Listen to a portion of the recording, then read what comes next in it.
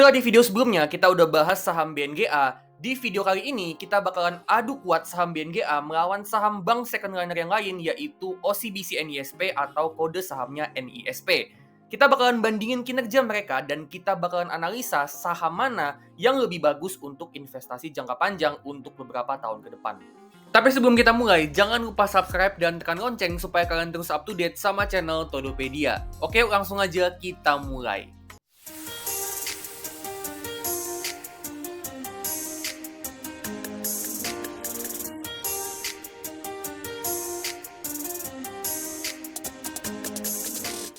Oke, pertama kita bandingin mereka berdua dari market cap-nya. Di sini kita bisa lihat kalau BNGA ini market cap-nya 42 triliun, lebih gede daripada NISP di 28,5 triliun. Artinya di sini kita bisa bilang kalau BNGA ini bank yang lebih besar daripada NISP. Nah, sekarang kita lihat total pinjaman dari mereka berdua. Di sini terlihat kalau BNGA ini total pinjamannya secara nominal lebih besar daripada NISP. Tapi NISP meskipun total pinjamannya lebih kecil, tapi tingkat pertumbuhan pinjamannya ini lebih besar daripada BNGA, sebesar rata-rata 5,5% per tahun untuk NISP versus BNGA yang rata-rata cuma 2,5% per tahun. Jadi BNGA ini total pinjamannya lebih gede daripada NISP, tapi NISP pelan-pelan mengejar BNGA dengan tingkat pertumbuhan pinjaman yang lebih gede. Terus kita lihat di sini, untuk pendapatan bunga bersih atau net interest income, BNGA ini pendapatan bunga bersihnya lebih gede daripada NISP. Tapi lagi-lagi NISP ini unggul dari segi pertumbuhan dengan 9,4% per tahun rata-rata pertumbuhan untuk NISP versus cuma 2% per tahun untuk BNGA. Jadi ini trennya sejalannya kayak tren pertumbuhan pinjamannya yang tadi kita udah lihat. Dan memang seharusnya kayak gitu ya, kalau pertumbuhan pinjamannya sedikit, ya tentu pendapatan bunga dari bunga pinjamannya ya juga tumbuhnya sedikit, dan sebaliknya begitu juga. Nah, tapi ternyata untuk operating profitnya ini agak beda ya, di mana BNGA punya nominal yang lebih gede plus pertumbuhannya juga lebih besar daripada NISP. 11,3% untuk BNGA versus 8% untuk NISP. Dan trennya juga sama untuk laba bersihnya, di mana BNGA ini tingkat pertumbuhan laba bersihnya lebih gede daripada NISP, 13% versus 9%, dan tentunya juga dengan nominal laba yang lebih gede. Jadi untuk BNGA, ini pertumbuhan pinjaman sama pendapatan bunganya lambat banget, tapi untuk pertumbuhan labanya ini cukup pesat, cukup kencang, dan bisa ngalahin pertumbuhan dari NISP. Nah, pertanyaannya sekarang adalah kenapa bisa begitu? Jawabannya itu ada di sini. Di mana kita bisa lihat kalau ternyata dari segi operating expense atau beban operasional, BNGA ini mampu untuk ngebuat beban operasionalnya ini trennya menurun. Sedangkan untuk NISP, beban operasionalnya terus naik seiring dengan pendapatannya yang terus tumbuh. Ini artinya pertumbuhan labanya BNGA ini lebih disebabkan karena efisiensi. Sedangkan pertumbuhan labanya NISP itu karena memang pendapatannya yang tumbuhnya juga cukup bagus. Oke, next kita bandingin BNGA sama NISP dari rasio perbankannya. Untuk profitability dari return on equity, ini BNGA lebih unggul. Sedangkan dari segi net interest margin atau NIM, NISP ini NIM-nya lebih gede daripada BNGA. Terus untuk cas rasio, porsi dana murah atau casanya BNGA lebih gede, yang artinya BNGA lebih unggul daripada NISP. Dan untuk rasio kredit macet atau non-performing loan, NISP ini rasio NPL-nya lebih kecil. Artinya kredit macetnya NISP lebih sedikit, yang berarti NISP lebih unggul. Dan untuk loan to deposit ratio, dua-duanya sama-sama bagus. Terus untuk capital adequacy ratio atau CAR, BNGA ini lebih gede. Artinya BNGA lebih bagus dari segi kesiapan modal. Dan cost to income rasionya BNGA lebih kecil, yang artinya BNGA lebih unggul dari NISP dari segi efisiensi pengeluaran. Oke, nah sekarang kita lihat potensi dividen dari BNGA sama NISP. Untuk BNGA ini biasa dia bagi dividen dengan dividen payout ratio sekitaran 50%. Dan kalau kita punya atau beli di harga sekarang di 1.710 dengan 50% dividen payout ratio dan katakanlah pertumbuhan labanya BNGA itu ada di 5% per tahun untuk kedepannya dan kita hold sahamnya sampai 10 tahun ke depan, dividen yang kita terima itu sebesar 7,9% dan terus tumbuh sampai 12,2%. Sementara untuk NISP, ini dia biasa bagi dividen dengan dividen payout ratio itu 40%. Nah, kalau kita beli atau punya di harga sekarang di 1.245 dengan asumsi pertumbuhan laba itu 5% per tahun, kita bisa dapat dividen yield itu mulai dari 6% dan tumbuh terus sampai 9,3% di tahun ke-10. Jadi dari sini kita bisa dapat kalau BNGA ini bisa kasih dividen yield yang lebih gede daripada NISP. Tapi untuk NISP, ini dividen payout rasionya cuma 40% dan lebih kecil daripada BNGA di 50%. Artinya apa? Artinya NISP ini alokasiin lebih banyak laba bersihnya untuk ditahan. Yang mana laba yang ditahan ini nantinya bisa aja dipakai untuk investasi buat ngembangin bisnisnya. Jadi menurut gua ya, NISP ini kelihatan jelas kalau mereka ini mau lebih fokus ke pertumbuhan bisnis. Dan tadi kita juga udah lihat ya kalau pertumbuhannya NISP untuk pinjaman sama pendapatan bunganya ini lebih unggul daripada BNGA. Jadi kalau menurut gue ya, kalau kalian mau dapat dividen yield yang gede, itu bisa pertimbangin saham BNGA.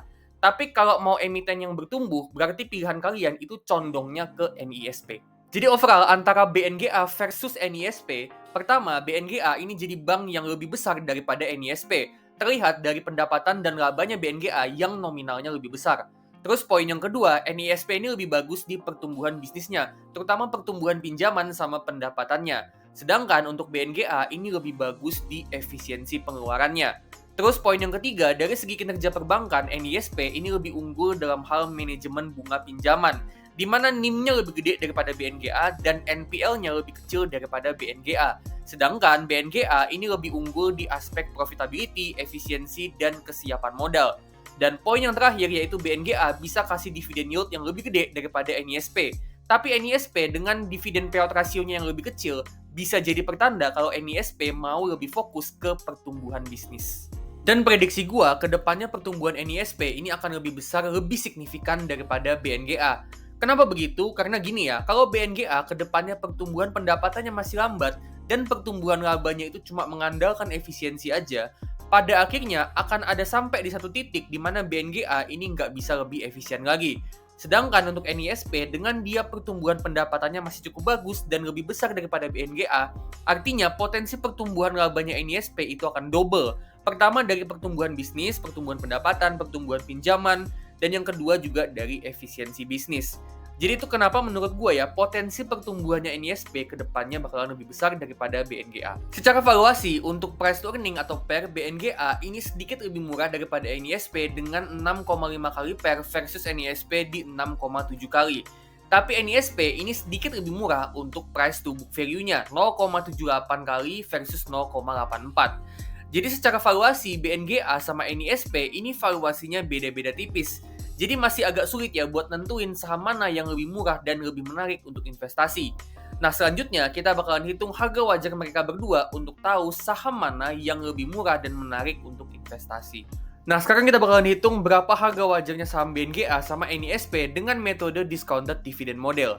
Untuk BNGA kita pakai estimasi pertumbuhan itu 4% per tahun aja. Dengan pertimbangan kalau pertumbuhan pendapatannya BNGA ini masih lambat ke depannya dan itu juga berimbas ke pertumbuhan labanya.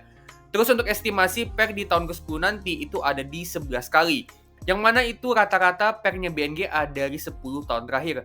Terus kita pakai asumsi dividen payout ratio 50% tiap tahunnya dan return investasi yang kita mau itu sebesar 15% per tahun. Sedangkan untuk NISP, kita estimasiin pertumbuhan yang lebih tinggi 7% per tahun. Terus PER di tahun ke-10 itu setara dengan rata-rata PER dari 10 tahun terakhir yang ada di 9 kali. Jadi kita pakai 9 kali. Terus untuk asumsi dividen payout ratio 40% untuk NISP dan return investasi itu 15% per tahun. Nah dengan estimasi ini kita dapat harga wajarnya BNGA itu ada di 1.805 dan NISP ada di 1.268. Dan di harga sekarang saham BNGA di 1.705 sama NISP di 1.245, ini ada margin of safety sebesar 5,5% untuk BNGA dan 1,8% untuk NISP. Jadi BNGA sama NISP ini margin of safety-nya kecil, yang artinya mereka ini cukup dekat dengan harga wajarnya. Tapi memang BNGA punya margin of safety yang lebih besar daripada NISP.